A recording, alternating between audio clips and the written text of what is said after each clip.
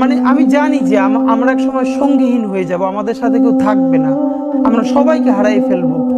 কিন্তু এতগুলো মানুষের জীবন চিরতরে অন্ধ, পঙ্গু। কিভাবে এটা আমি অনেকবার পড়ছি, ঢাকা বিশ্ববিদ্যালয় মসজিদ থেকে নামাজ পড়ে বেরোচ্ছি, টিআরটি ওয়ার্ল্ড একটা ছেলেকে ইন্টারভিউ করবে, জুলাইয়ের আহত।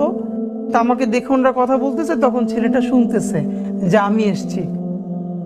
ও কোরআনের হাফেজ, মনে হয় 21 না 22 বছরের, 2 চোখ চিরতরে হারাই গেছে, আলো ফিরবে না।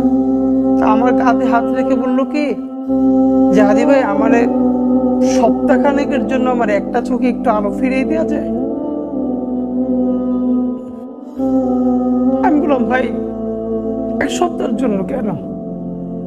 বললো ভাই অন্তত আমার মারে আমার খুব একবার দেখতে মন চাই। আমার মা আমার অনেক নিষেধ করছিল অন্তরণে যাইতে, আমি ফিরে আসার সময় মারে দেখি নাই। আমার একটাবার মন চায় আমার মারে দেখি। তো যারা হাজার হাজার কোটি টাকা পাচার করে বিদেশ চলে গেছে,